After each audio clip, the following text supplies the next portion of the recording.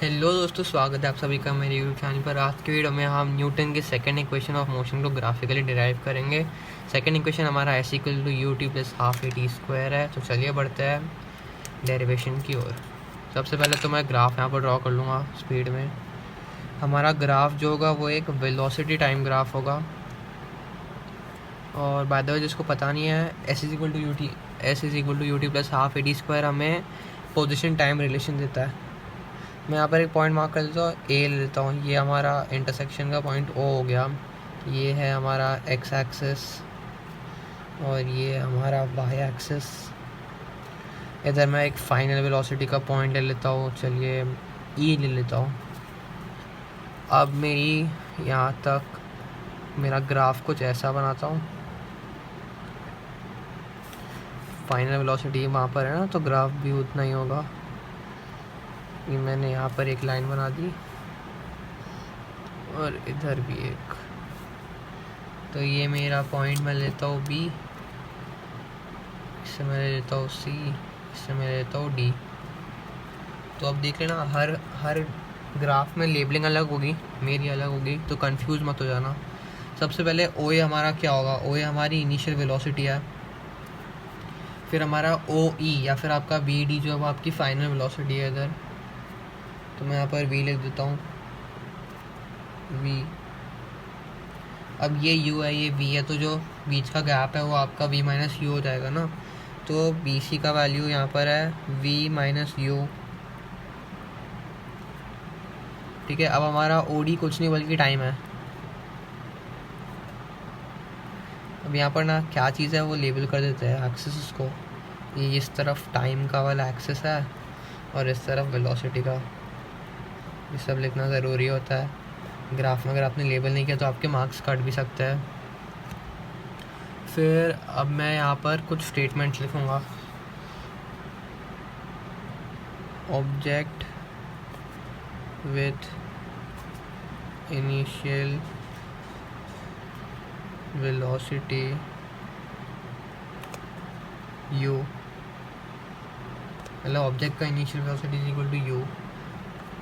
Actually होना चाहिए initial velocity of object, पता नहीं मैंने क्या लिख दिया, कोई बात नहीं। फिर मैं यहाँ पर लिख देता हूँ final velocity. Final velocity is equals to v।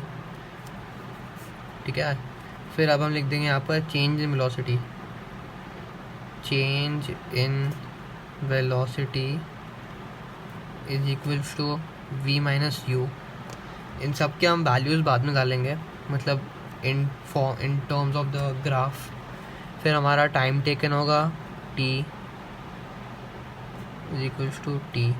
और एक्सेलरेशन या मतलब आपका change velocity upon time v minus u upon t होगा a भी हमारा एक्सेलरेशन होता है। हमें पता है कि slope of velocity time graph हमें एक्सेलरेशन देता है। तो अभी हमें ढूंढना जो है मेन डिस्टेंस है, क्योंकि s है ना हमारा फॉर्मूला में s है। s का मतलब डिस्टेंस होता है। तो मैं यहाँ पर लिख देता हूँ डिस्टेंस, या फिर डिस्प्लेसमेंट भी बोल सकता है।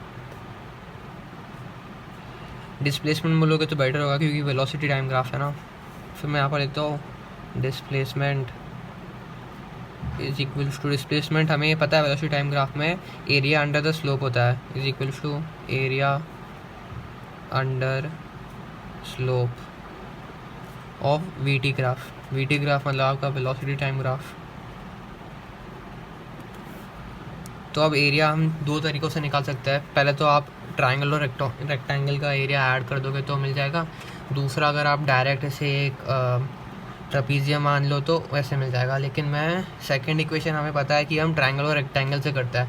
थर्ड इक्वेशन में हम ट्रपीजियम लेता है। तो अभी मैं पहले यहाँ पर ट्राइंगल और रेक्टेंगल से ले लूँगा। Area of triangle ABC plus area of rectangle क्या है आपका OACD। हाँ, ट्राइंगल का एरिया बताया हमें half into breadth into height होता है। हाफ ब्रेथ क्या है हमारी, इसकी AC है। AC हमारा कुछ नहीं बल्कि T है, इंटू हाइट हमारा BC हो गया, जो कि आपका v माइनस यू है। तो मैं यहाँ पर अभी के लिए v माइनस यू लिख देता हूँ, बाद में हम इसे चेंज करने वाले हैं। Plus area of rectangle. Area of rectangle length is breadth होता है, तो लेंथ आपका टी है जो कि ओ डी है यहाँ पर, इनटू ब्रेथ जो कि आपका ओ ए है, ये आपका यू हो गया।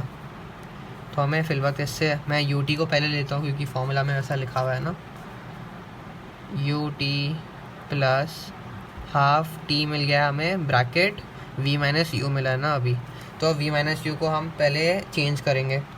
सबसे पहले मैं यहाँ पे लिखता हूँ a is equals to v minus u upon t, फिर टी को वहाँ पे लेके जाएंगे, a t is equals to v minus u. ठीक है, अब आप यहाँ पर ऐसे भी कर सकते हो, या फिर अगर आपको चाहिए तो आप from first equation of motion v is equal to u t लिख दोगे और फिर वी माइनस यू कर दोगे वी के, तो आपको ए टी मिल जाएगा। कोई भी मेथड से करोगे चल जाएगा। अब हम वी माइनस यू की जगह ए टी लिख देंगे, is equals to u t plus half t और फिर इनटू ए टी आया हमें यहाँ पर, जो कि आपका होता है s is equals to u t plus half a और टी का स्क्वायर हो गया, टी इंटू टी स्क्वायर होता है। तो दोस्तों इसी के साथ हमारा सेकंड इक्वेशन ऑफ मोशन का डेरिवेशन ख़त्म होता है। अगर आपको वीडियो पसंद आए तो लाइक शेयर सब्सक्राइब जरूर करना। फर्स्ट इक्वेशन ऑफ मोशन का डेरिवेशन अगर आपको चाहिए तो मैं वीडियो की लिंक डिस्क्रिप्शन में डाल दूँगा। मिलते हैं अगली वीडियो में, तब तक के लिए हैव अ गुड डे।